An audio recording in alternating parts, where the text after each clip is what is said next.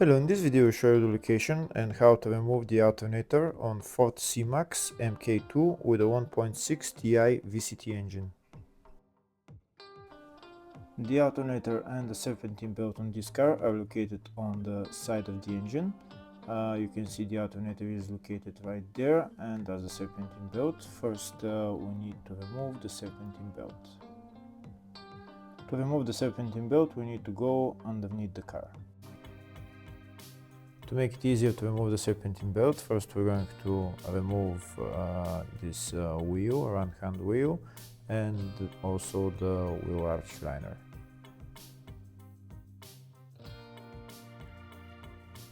If the video is useful, please like and comment on the video and subscribe to the channel to see more videos like this.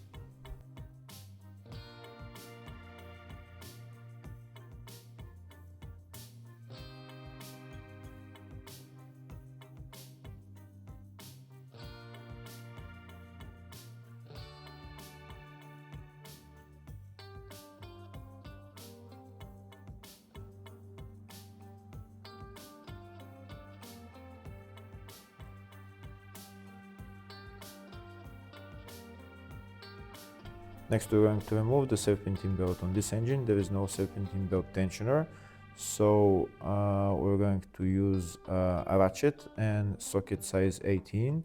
This belt is elastic, so in order to remove the belt we're going to put the ratchet onto the crankshaft pulley bolt, and we're going to use a pry bar to just pry out the serpentine belt. So now while we're pulling out the serpentine belt, we're going to turn the crankshaft pulley clockwise, and you can see the serpentine belt is coming out.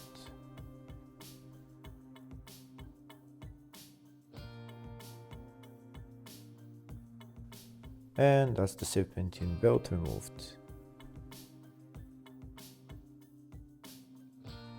Next we need to remove the alternator. The alternator is held by 3 bolts, 2 bolts on the top and 1 bolt on one bolt down there.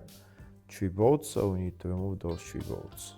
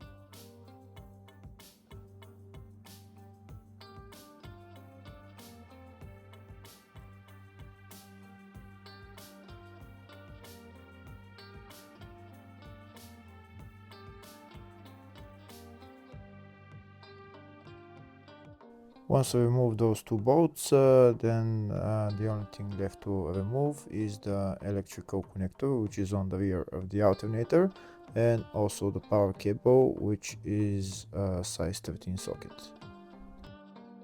I'm not going to remove them, I'm just going to show you where they are. You can see the alternator is loose now, so the only thing left to remove is this power cable. We need to remove that cap, and we need to remove that nut, and also the electrical connector, which is right there. Afterwards, assembling of the alternator is in the exact reverse order. Hopefully the video was helpful. Please like and comment on the video and subscribe to the channel. Thank you.